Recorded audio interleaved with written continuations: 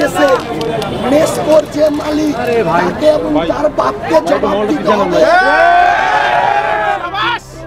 সময় এটা হয়তো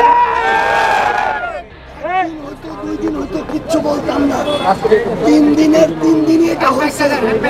যারা এটা করছে তারা হচ্ছে রাজনৈতিক বেশ্যা।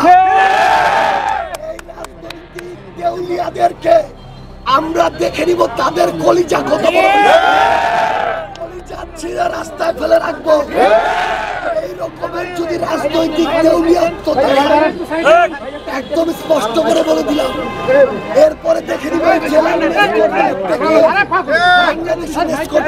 গত শনিবার পঞ্চগড়ে জাতীয় নাগরিক পার্টি বা এনসিপির উত্তরাঞ্চলের মুখ্য সংগঠক সার্জিস আলমের নেতৃত্বে অনুষ্ঠিত লং মার্চের সমাপনী পথসভায় হঠাৎ বিদ্যুৎ চলে যাওয়ার ঘটনা ঘটে।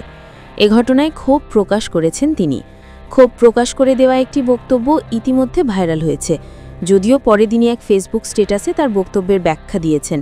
এনসিপি নেতা সার্জিস আলমের অনুষ্ঠানে বিদ্যুৎ চলে যাওয়ার ঘটনায় ব্যাখ্যা দিয়েছে ওই এলাকায় বিদ্যুৎ সরবরাহকারী প্রতিষ্ঠান নর্দার্ন ইলেকট্রিসিটি সাপ্লাই কোম্পানি। সংস্থাটি বলছে ওই সময়ের বিদ্যুৎ বিভ্রাটটি ছিল সম্পূর্ণ কারিগরি ত্রুটিজনিত। যদিও গতকাল রবিবার ফেসবুকে দেওয়া পোস্টে সার্জিস আলম দাবি করেন গত 1 মাসে একাধিকবার তার বক্তব্যের সময় বিদ্যুৎ চলে যায়, যা উদ্দেশ্যপ্রণোদিত বলে মনে করেন তিনি।